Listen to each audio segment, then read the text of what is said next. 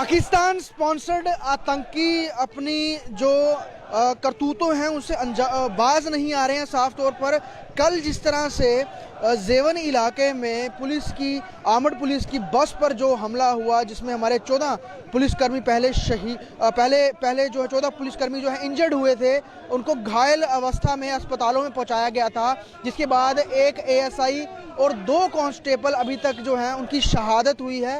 और उनकी नम आंखों से शहादत के बाद श्रद्धांजलि, चाहे वो पीएम मोदी ने ट्वीट करके कंडोलेंस जाहिर किया हो, उसके अलावा जम्मू कश्मीर के उपराज्यपाल वो हों या फिर तमाम बड़े सियासी लीडर, जिसमें राहुल गांधी भी है, प्रियंका गांधी भी है, ममता बनर्जी भी है, सबने ट्वीट करके जो दुख जताया है।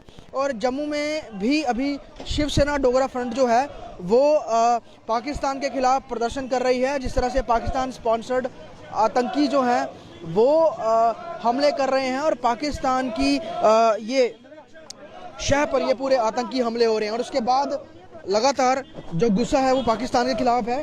और कल जो जिस तरह से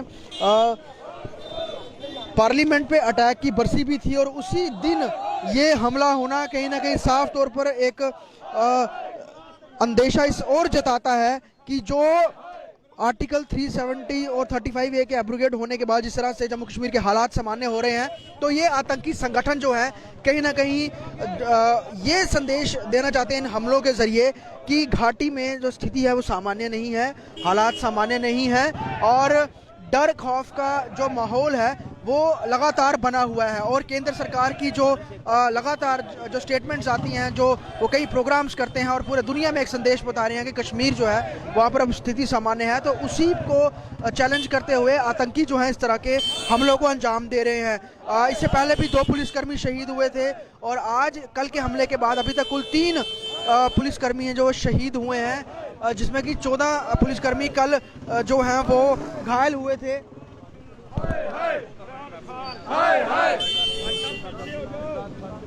तो साफ तौर पर ये घटना जो है बहुत ही चौंकाने वाली, चिंताजनक है। हमारे पुलिस कर्मियों ने भी जो आर्मड पुलिस के थे, जब वो ड्यूटी देके वापस जेवन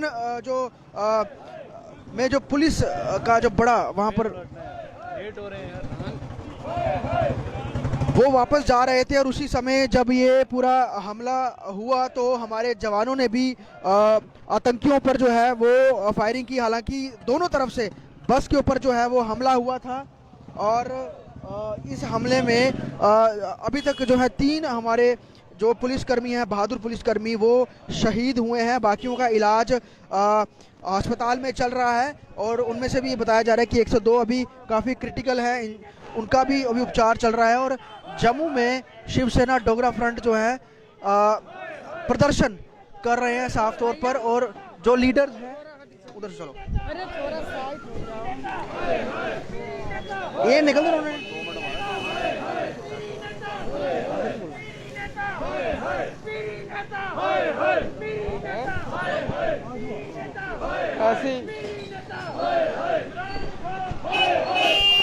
तो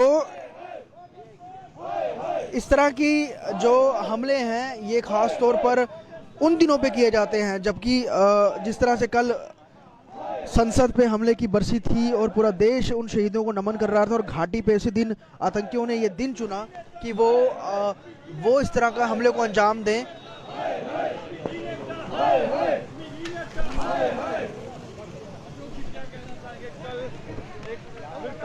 आतंकियों द्वारा हमला किया गया है सुरक्षा कर्मियों पर। वाली जो घटना है वो शर्मनाक है।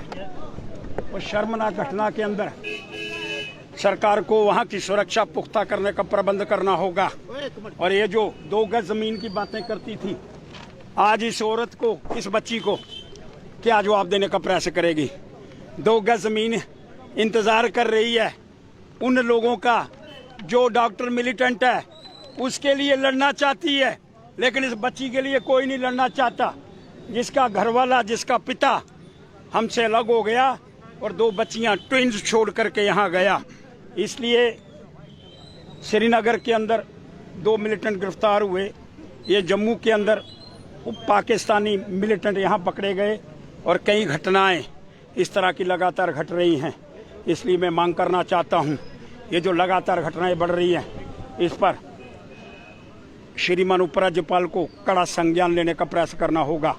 और कश्मीर के नेता जो बार बार मिलिटेंटों पर तो आंसू बहाना चाहते हैं, लेकिन ये छोटी बच्चियां जिनके पिता चल गए, जिनकी बहन का भाई चला गया, जिसका बेटा चला गया, आज उसके विषय के अंदर कोई शब्दों का उच्चारण करने का प्रयास नहीं करना चाहता है। कश्मीरी नेता मिलिटेंटों का समर्थन कर रहे हैं, कश्मीरी नेता पाकिस्तानियों का समर्थन कर रहे हैं, कश्मीरी नेता पाकिस्तान से सीधी बातचीत होनी चाहिए। उसके लिए एक जो पत्रकार है उसके ऊपर इस तरह से डांट डपट करने की बातें कर सकते हैं, लेकिन कश्मीरी नेता जो कश्मीर के लोग मर रहे हैं, जो जम्मू कश्मीर की जनता को हलाल करने का प्रयास किया जा रहा है, उसके विषय के अंदर चंद शब्दों का प्रयोग करने का आज भी कहते हैं पाकिस्तान से बात होनी चाहिए। पाकिस्तान से इसलिए बातचीत होनी चाहिए कि वो हमारे लोगों को मारे, पाकिस्तान से इसलिए बातचीत होनी चाहिए ये नन्ही सी बच्ची रह जाए। इसलिए मैं मांग करना चाहता हूँ इस सारे संदर्भ के अंदर ये जो सारा कांड हुआ है, इस कांड के अंदर सुरक्षा को पुख्ता करना पड़ेगा और वह हर व्यक्ति को, हर हिंदुस्तानी को सुरक्षा देनी पड़ेगी। और ये जो कश्मीर के नेता हैं जो आंसू बहाते हैं पाकिस्तानियों पर, इनको पकड़ करके तिहाड़ जेल में बंद करना। पुलिस बल की बस पर हमला किया, आपको लगता है पुलवामा दोहराने की कोशिश की गई? बिल्कुल स्पष्ट है, ये पुलवामा जैसा कांड करने का प्रयास था और पुलवामा जैसा कांड करने के बाद ये बताने की बातें थी कि दूसरा पुलवामा था। लेकिन शर्म आनी चाहिए कश्मीरी नेताओं को, शर्म आनी चाहिए उन लोगों को जो पाकिस्तान से अभी बातचीत करने का प्रयास करना चाहते हैं। और जब पत्रकार ने एक सवाल पूछा तो उस पर ऐसे पड़ गए जैसे पता नहीं पाकिस्तानी पर नहीं पड़े लेकिन पत्रकार पर पड़ गए। सारा गुस्सा पत्रकार पर निकाला। ये बर्दाश्त नहीं हो रहा है। पत्रकारों को क्या कसूर है? अगर पत्रकार कोई सवाल करता है तो अच्छे ढंग से उसका उत्तर देना चाहिए।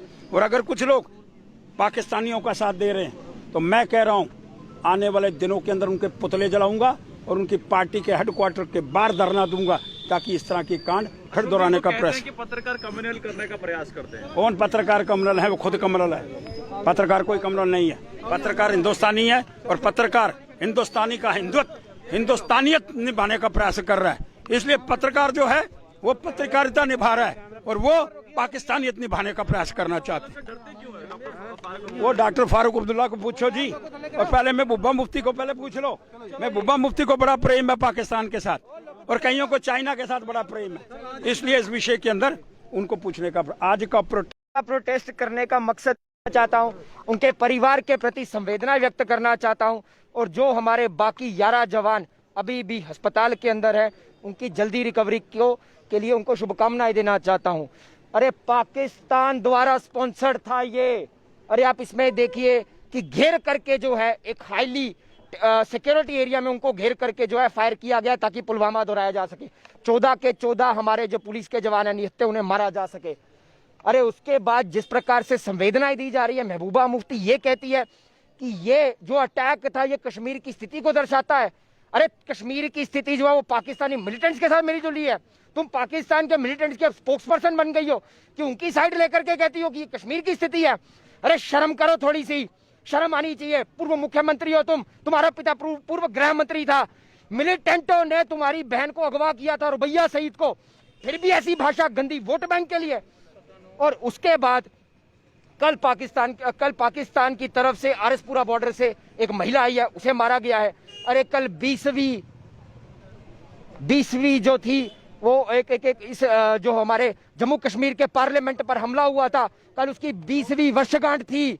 अरे उस पर एक बड़ा प्लान करके ये सब किया गया। इनपुट भी था, लेकिन मुझे लगता है कि किसी प्रकार की कोई कमी नहीं रह गई है। फिर भी पाकिस्तान की कड़े शब्दों में निंदा, महबूबा मुफ्ती की कड़े शब्दों में निंदा।